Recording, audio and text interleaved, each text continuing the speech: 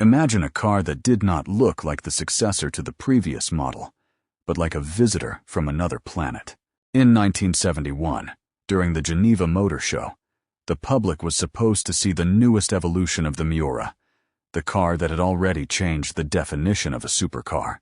Meanwhile, on the Bertone stand, something appeared that stole all the spotlight from the Miura. The low, sharp, yellow Lamborghini LP 500 looked like a wedge driven into the future. It had hidden headlights, a silhouette just a little over 1 meter high, a cabin pushed forward, huge air intakes and doors lifting upward, which the world would later simply call Lambo doors. It was this prototype that became the beginning of the Countach legend. A car that was not comfortable, practical, or easy to drive, but became one of the most recognizable shapes in the entire history of motoring.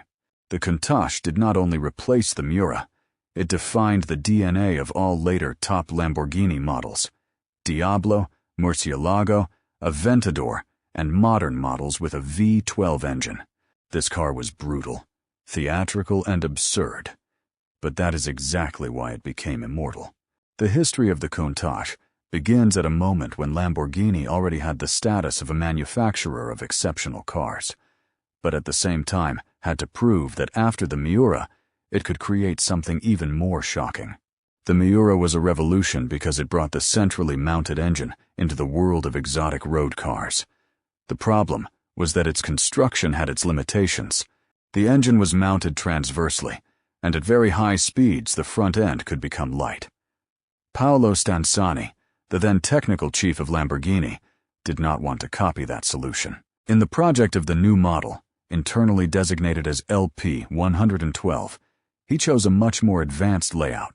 The V12 engine was to be mounted longitudinally behind the cabin, and the gearbox was to be placed in front of the power unit, almost between the seats.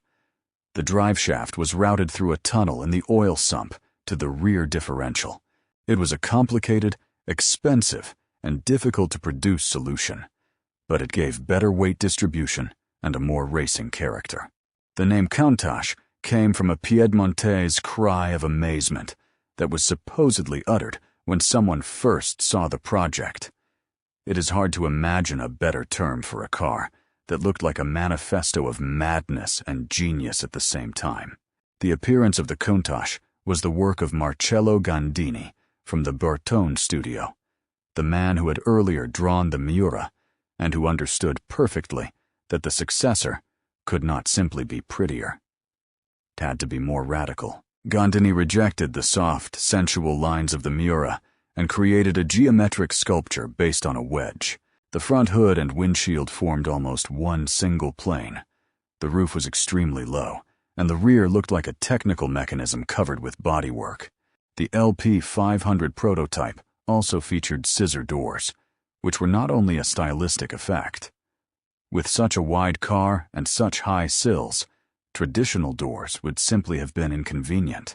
The Countach was meant to be extreme, but every element of its extremity resulted from some technical or practical problem. The first prototype had digital gauges, a futuristic interior, and a 5-liter V12 engine, which, according to assumptions, was supposed to develop around 440 horsepower. The car was completed just before its premiere and transported to Geneva by truck. The public was delighted. Lamborghini initially treated the LP 500 as a concept car, but the reaction of the world was so strong that a decision was made very quickly.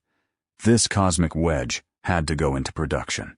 The road from prototype to production version, however, was much more difficult than it might have seemed. The first LP 500 was not yet suitable for normal production.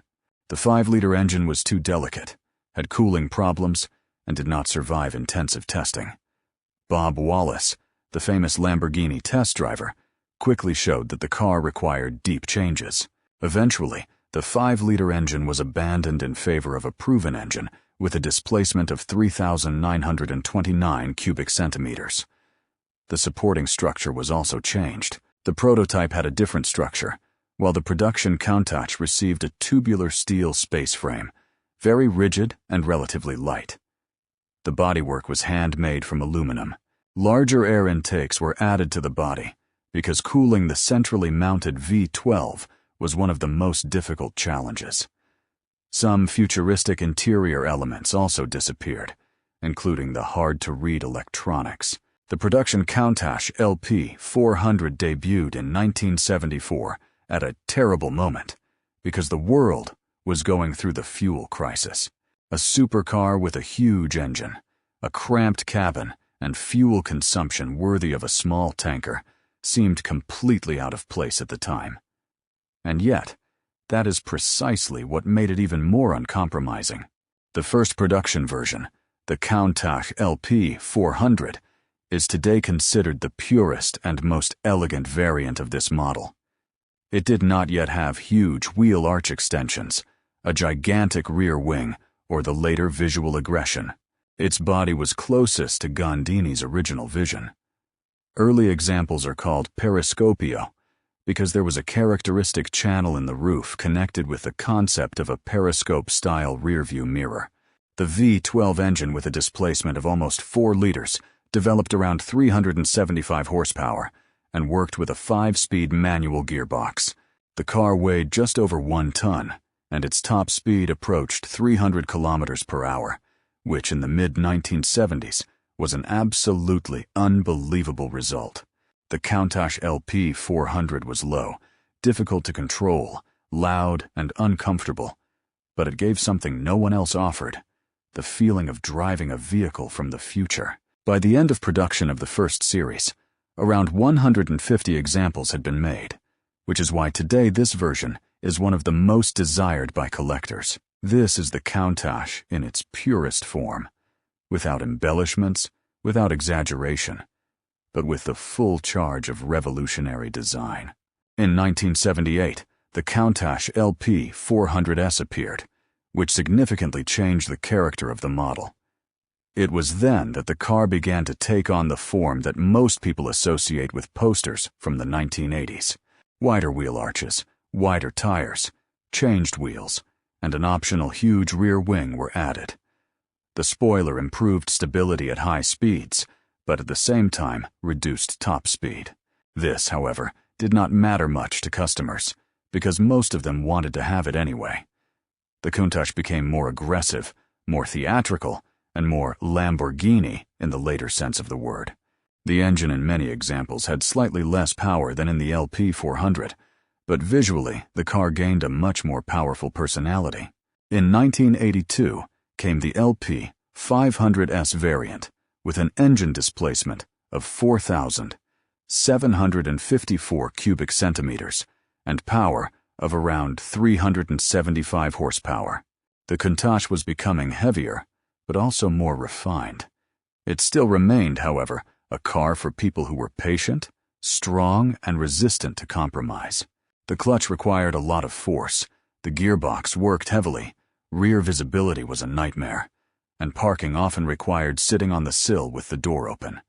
And that is exactly what became part of its legend. The most important technical evolution was the Quattro Valvole version, presented in 1985. The name meant 4 valves per cylinder. That is 48 valves in total in a 12-cylinder engine. Displacement increased to 5,167 cubic centimeters, and the power of European carbureted versions reached around 455 horsepower at 7,000 revolutions per minute. Torque was around 500 Newton meters. In the American market, Bosch Cagetronic fuel injection was used, which improved compliance with regulations, but usually meant slightly lower power. The Quattro Valvole was already a true monster of the 1980s. It had larger air intakes, a more pronounced engine cover, and performance that still commanded respect. Acceleration to 100 kilometers per hour took around 5 seconds, and top speed could approach 300 kilometers per hour. Some tests showed even better results, depending on the example and the courage of the driver. The Countach QV was fast, but it was not easy. It required warming up, precision, strength, and respect. You did not drive it with one hand. This was a car that did not pretend to be friendly. It tested the driver. The last production evolution of the classic Countach was the 25th anniversary version, the Anniversario, shown in 1988. It was created to celebrate 25 years of Automobili Lamborghini. Technically, it was based on the Quattrovalvole, but its appearance was heavily redesigned. Among those responsible for the changes was Horacio Pagani, a young constructor from Argentina who would later create his own supercar brand. The Anniversario received new bumpers, different side skirts, changed air intakes, redesigned wheel arch extensions, and characteristic ribbing. Some elements were made of Kevlar, which at that time was a modern solution. The interior became slightly more luxurious. There were new seats with electric adjustment, better sound insulation, improved air conditioning, and electric windows, which still opened only symbolically. Mechanically, the car remained faithful to the old school. A naturally aspirated V12, a manual gearbox, rear-wheel drive, and no electronic protection for the driver. The Anniversario weighed around 1.5 tons and officially reached around 295 kilometers per hour. 658 examples were made, which makes it the most numerous version of the Countach. The last example left the factory in July 1990, just before Diablo took over the role of Lamborghini's flagship. A separate, fascinating chapter is the Countach Evoluzione from 1985. At first glance, it looked like an experimental version of an ordinary Countach, but in reality, it was a technological laboratory on wheels. Horacio Pagani worked on a project that was meant to test the use of composite materials in a road car. The Evoluzione received a structure made of carbon fiber, Kevlar, Nomex, and aluminum honeycomb elements. Everything unnecessary was removed, even paint and interior trim. The effect was shocking. The car weighed around 980 kilograms, which was more than half a ton less than the production Countach Quattrovalvole. The V12 engine with a displacement of 5.2 liters developed around 490 horsepower. The performance was cosmic. Acceleration to 100 kilometers per hour in around 4.2 seconds, and top speed reaching 330 kilometers per hour. On the Nardo track, the prototype achieved an impressive average lap speed. The Evoluzione was a glimpse of the future, but Lamborghini did not have the money or the courage at the time to follow that path. Pagani believed in carbon, but when he failed to convince the company to buy an autoclave, a few years later, he went his own way. That is how the story began that led to the creation of the Pagani Zonda. The technical data of the Countach changed over the years, but the core remained the same: a centrally mounted longitudinal V12 engine, a 5-speed manual gearbox, rear-wheel drive, a tubular space frame, and hand-formed bodywork. The first LP 400 had an engine displacement of 3,929 cubic centimeters and power of around 375 horsepower. The LP 400S usually had around 353 horsepower, but gained wider tires and a more aggressive appearance. The LP 500 EOS received a 4.8-liter engine and around 375 horsepower. The Quattrovalvole and Anniversario had 5.2 liters and around 455 horsepower in European versions. The brakes were disc brakes, the suspension was independent, and in later versions very wide Pirelli P0 tires were used.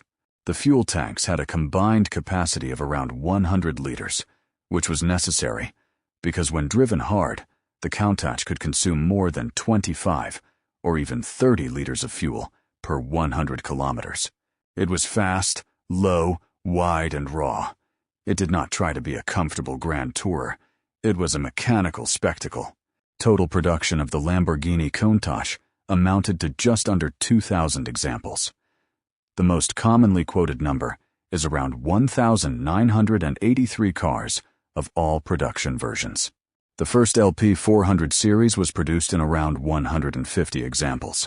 The LP 400S was produced in around 237 units.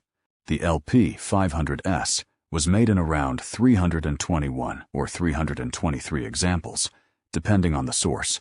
The Quattrovalvole was built in around 610 units, and the Anniversario in around 657 or 658 examples. Added to this are prototypes, special versions, and the single Evoluzione. In practice, this means that the Countach is a very rare car, even if its silhouette is known to almost every motoring fan. This is one of the paradoxes of this model.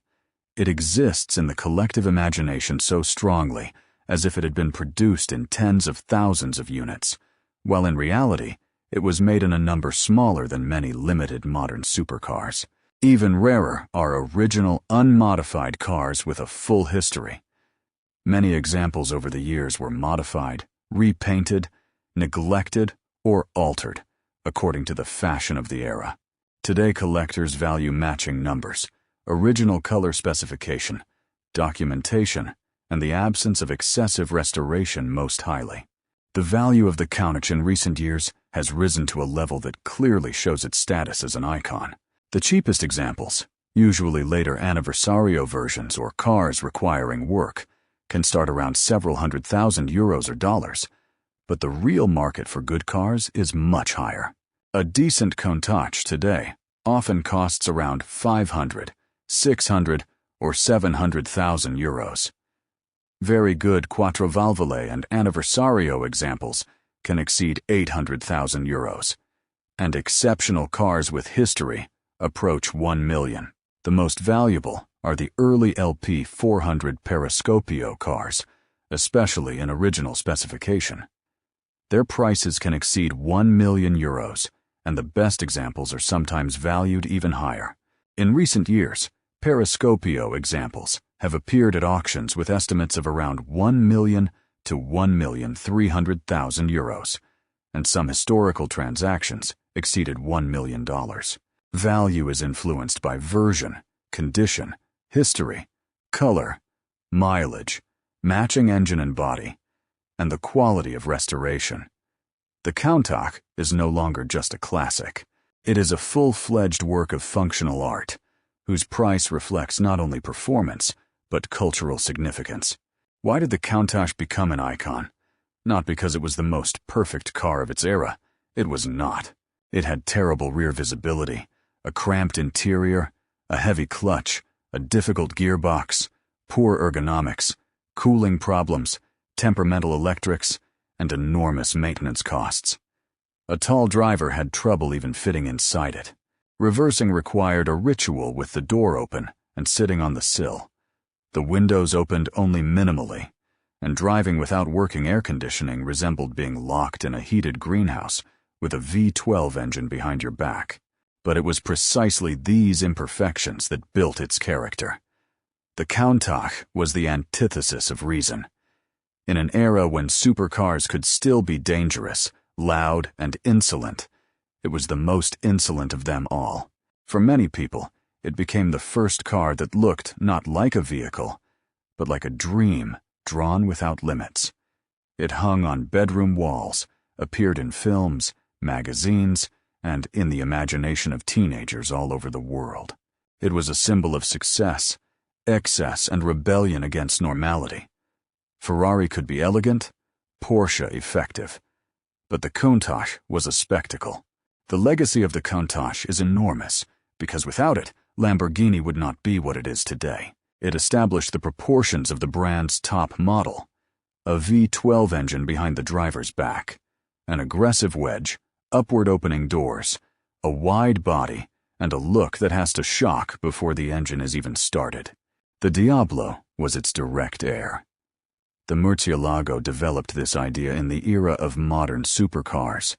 The Aventador carried it into the world of carbon monocoques and electronics. Even modern limited Lamborghini models still refer to the Countach because no other model created such a strong visual code for the brand. Importantly, the Countach was not merely a stylistic toy. It had an advanced construction, an unusual drivetrain layout, excellent performance, and solutions ahead of their time. The Evoluzione prototype showed that already in the 1980s, Lamborghini could think about a carbon future. The early LP 500 showed that a concept car could turn the world upside down, and the production versions proved that even the craziest vision could survive 16 years of production. The Lamborghini Countach is one of those cars that cannot be judged solely by a table of technical data. Yes, it had V12 engines with power from around 353 to 455 horsepower, a top speed close to 300 kilometers per hour, and acceleration to 100 kilometers per hour in around 5 seconds. Yes, it was built in a number of just under 2,000 examples, and today can cost from several hundred thousand to over 1 million euros. But its true value lies elsewhere. The Countach was the moment when motoring stopped pretending that a supercar had to be elegant and practical. It showed that a car could be a manifesto, a provocation, and a sculpture. It was difficult, uncomfortable, loud, and absurd, but at the same time brilliant. It is a car that defined the dreams of several generations. If the Miura created the concept of the supercar, the Countach created its poster, pop cultural extreme form. That is why after more than 50 years, it still looks like a visitor from the future. And that is why it remains one of the greatest motoring icons of all time.